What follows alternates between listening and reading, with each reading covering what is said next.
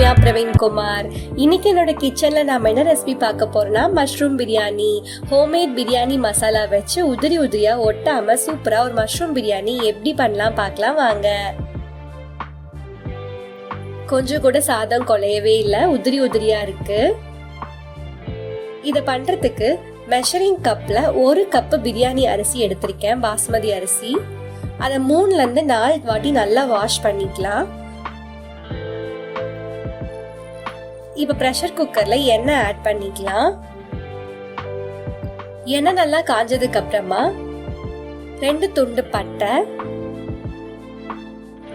3 கிராம்பு,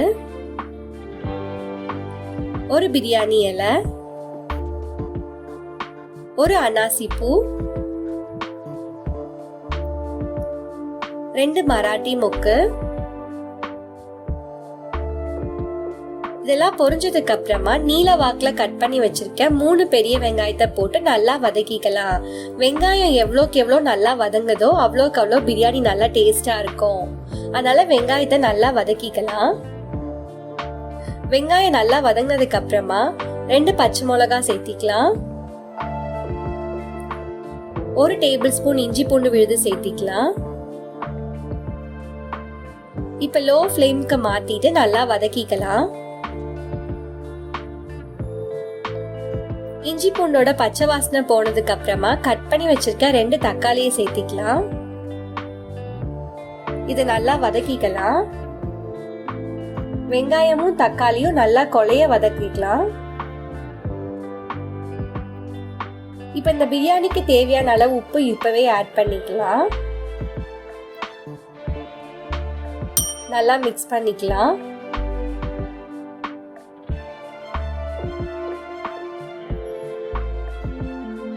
ஒரு கப்பு புதினா ஆட் பண்ணிக்கலாம். 1 கப்பு கொத்தமல்லி இலை ஆட் பண்ணிக்கலாம். நல்லா கலந்து விட்டுக்கலாம்.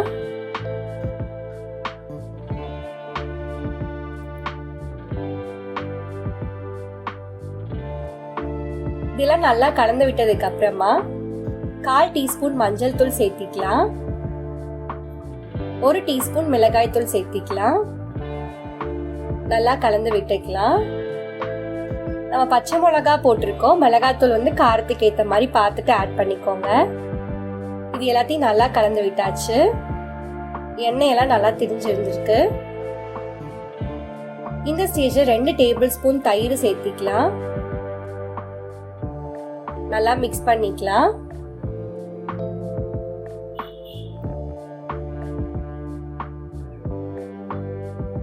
இதெல்லாம் நல்லா கலந்ததுக்கு அப்புறமா மஷ்ரூம் 200 கிராம் கட் பண்ணி வச்சிருக்கேன், அதையும் சேர்த்திக்கலாம். இது எல்லாத்தையும் நல்லா மிக்ஸ் பண்ணிக்கலாம். இந்த மஷ்ரூம் பிரியாணிக்கு நம்ம ஹோம்மேட் பிரியாணி மசாலா போட்டு தான் ரெடி பண்ண போறோம். அந்த பிரியாணி மசாலாவோட லிங்க் நான் கீழே டிஸ்கிரிப்ஷன்ல கொடுக்குறேன். இப்ப பிரியாணி மசாலா 1/4 டீஸ்பூன் ஆட் பண்ணிருக்கேன். 1/2 டீஸ்பூன் கரம் மசாலா சேர்த்திக்கலாம். பிரியாணி மசாலா முதலே ஆட் பண்ணோம்னா பிரியாணி ரொம்ப காரமா இருக்க மாதிரி இருக்கும். இந்த மாதிரி லாஸ்டா எல்லா பொருளும் ஆட் பண்ணதுக்கு அப்புறமா பிரியாணி மசாலாவும் கரம் மசாலாவும் சேர்த்து செஞ்சோம்னா டேஸ்ட் நல்லா இருக்கும். இப்போ 1 கப் பாஸ்மதி அரிசிக்கு நான் 1.5 கப் தண்ணி சேர்த்திக்கிறேன். நல்லா மிக்ஸ் பண்ணிக்கலாம்.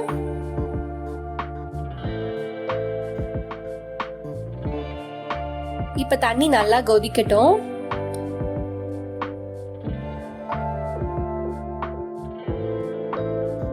தண்ணி நல்லா கொதிச்சிருச்சு.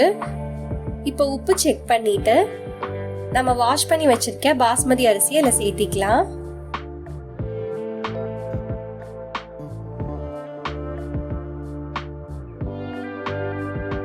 அரிசியை சேர்த்திட்டு லைட்டா ஒரு மிக்ஸ் பண்ணிக்கலாம். ரொம்ப கலந்தோம்னா அரிசி உடைஞ்சிரும். லைட்டா ஒரு மிக்ஸ் பண்ணிட்டு 1/2 எலுமிச்சை பழத்தை புழிஞ்சுக்கலாம். இப்போ 1 டேபிள் ஸ்பூன் நெய் ஆட் பண்ணிக்கலாம். இந்த மாதிரி கடைசியா நெய் ஆட் பண்ணோம்னா அரிசி ஒன்னோட ஒண்ணு ஒட்டாது. வெந்து வரும்போது நல்லா உதிரி உதிரியா இருக்கும். இப்ப குக்கரை க்ளோஸ் பண்ணிக்கலாம். ஸ்டீம் வர வரைக்கும் வெயிட் பண்ணலாம். ஸ்டீம் வந்ததுக்கு அப்புறமா விசில் போட்டு லோ ஃப்ளேம்ல ஒரு விசில் வந்ததும் ஸ்டவ் ஆஃப் பண்ணிடலாம்.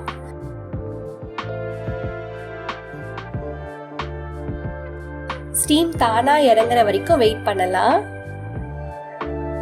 இப்ப குக்கரை ஓபன் பண்ணி பார்க்கலாம். மஷ்ரூம் பிரியாணி தயாராயிடுச்சு. பாருங்க சாதம் எப்படி ஒட்டாம வந்திருக்குன்னு. இந்த மாதிரி சிம்பிளான குயிக்கான ரெசிபிஸை உங்களுக்கு பார்க்கணும்னா என்னோட சௌமியா இந்த கிச்சன் சேனலை சப்ஸ்கிரைப் பண்ணுங்க. தேங்க்யூ ஃபார் வாட்சிங் மை வீடியோ.